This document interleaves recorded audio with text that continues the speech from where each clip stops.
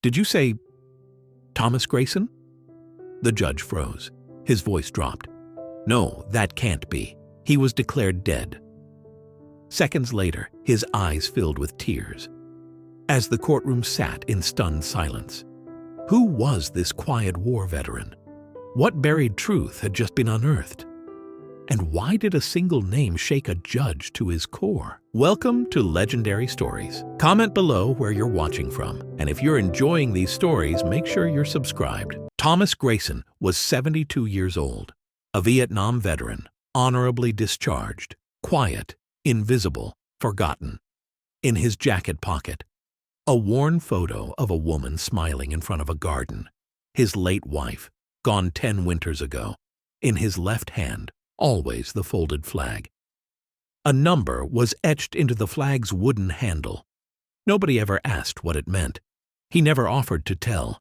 He used to have a home, a routine, a VA appointment every second Thursday, and coffee with Harold from the 3rd floor. Then came the budget cuts, the eviction notices, the closure of the vet housing downtown. He didn't complain. He never made a scene, just showed up each morning at the base of the statue outside City Hall. The bronze soldier carrying a wounded comrade. That's where he sat, like he belonged there, like he owed someone something. Or maybe, like he was waiting for someone to remember who he was. But someone had been watching, from a courthouse window across the street. And that someone had a drawer full of secrets. When the officers came, he didn't flinch, didn't argue. Didn't mean to sleep, he said, just needed somewhere quiet. The officer stepped forward, reached for the flag. Thomas's hand closed around it. The scars across his knuckles weren't from age. They came from something that still woke him in the middle of the night, and left no record but the skin. The officers didn't ask questions. They just wrote it up. Trespassing. By noon, the paperwork was stamped, and Thomas Grayson was escorted to courtroom 3. Just another name on the docket, but he wasn't. Not to the man behind the bench. They walked him in like any other case. Just a quiet old man, flag in hand, head low. But the name on the paperwork, that name was about to stop the world. Across from Thomas sat Judge Whitmore. Some said he'd been in the military once, back before the black robe and gold trim, but no one ever asked, and he never volunteered the story. Before court was called to order, he opened the drawer beneath the bench, pulled something out, looked at it just for a second, then tucked it back in, like a habit he never meant to keep. They handed the judge the docket like they always did, a name on a sheet of paper, a trespassing case. Just another forgotten soul, processed and moved along. But something in the judge's hand trembled. Just for a second. Judge Whitmore had always kept things moving. Cold, efficient, never emotional. The bailiff called the room to order. The defendant stepped forward, quiet and unnoticed. Then the clerk stood, paper in hand, voice steady, and she read the name aloud. The name that wasn't supposed to exist anymore. Judge Whitmore didn't look up right away. Then he froze. His voice dropped. Did you say Thomas Grayson? The clerk looked up from her paperwork. Thomas Grayson, she repeated. Whitmore's hand hovered above the gavel, a beat too long. No, he whispered. That can't be. He was declared dead. Seconds later, his eyes welled with tears, expression unreadable. Nobody else noticed, but something in the room changed. Why did the judge freeze when he heard that name? And what was in that drawer he opened moments earlier? Nothing would be the same after this. The judge cleared his throat, but his voice caught halfway. He glanced down at the docket again, then back at the man standing before him. Step forward, he said. Thomas moved slowly. One step, then another, still clutching the flag, still silent. The room didn't breathe. Thomas reached the edge of the bench. The judge leaned forward, his voice barely carried. Where did you serve? Thomas answered like he'd done it 100 times. Central Highlands, 70 to 71. Dust-off detail. The judge blinked, his jaw tensed. Then Thomas said something barely louder than a whisper. Dust-off 117, over and out. The gavel slipped from Whitmore's hand.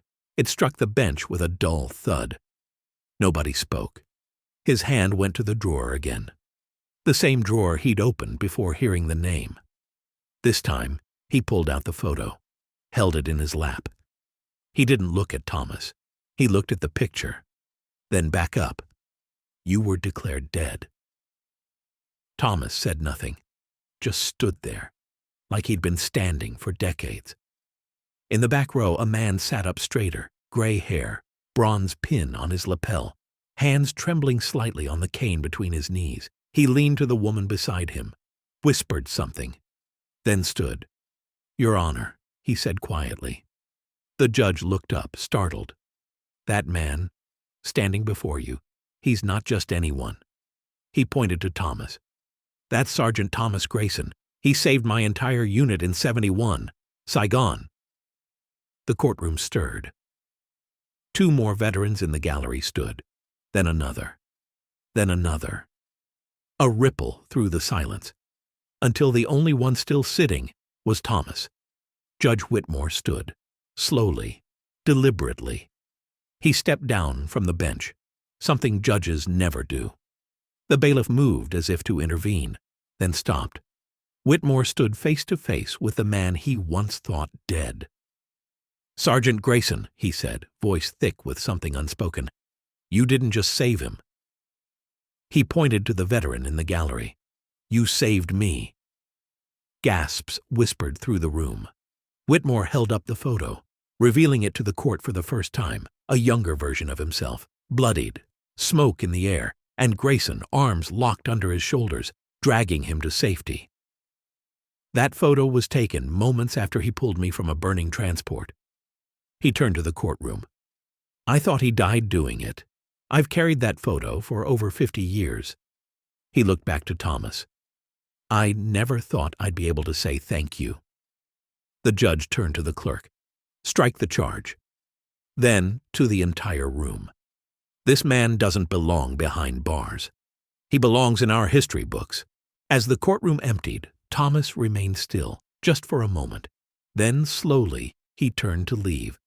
But something slipped from his arms. The flag, not dropped, left, folded perfectly, resting on the bench where the judge had stood moments earlier. Whitmore stepped forward, knees trembling. He bent down and lifted it carefully, and tucked inside. A second photo, the same one from his drawer, the same one he thought no one else had, except Thomas. Whitmore swallowed hard. The courtroom was empty now, but something sacred had just passed between them. Outside the courthouse, clouds had gathered. The statue at City Hall stood quiet beneath them. But this time, someone was watching. 3 days later, a press release circulated quietly through local veteran chapters. A public ceremony would be held to honor a man long believed lost. The city didn't plan it. The veterans did. And on that Friday morning, they came. Rows of them. Dress blues, wheelchairs, medals pinned to jackets, standing side by side beneath the bronze statue. The one Thomas used to sit under, forgotten. A platform was raised, a flag was flown, and a bronze plaque was unveiled. Thomas Grayson, 173rd, Airborne Heroism in Action, Never Forgotten. Judge Whitmore stepped forward to speak, but for a long moment, he didn't. He looked out over the crowd of men he once served beside, then down at the flag in his arms. On the flag's wooden handle, a number carved in grief. The date Thomas saved the judge's life, the date he was never supposed to come back from. He placed it beneath the plaque, carefully, reverently. He saved my life. He saved my country's honor, and we nearly let him disappear. A long silence followed, one filled with memory, guilt, and pride. Then, one by one, veterans stepped forward. Each saluted the plaque. Some left challenge coins. Others left photos. One old man left a set of dog tags. And for the first time in decades, Thomas Grayson wasn't invisible.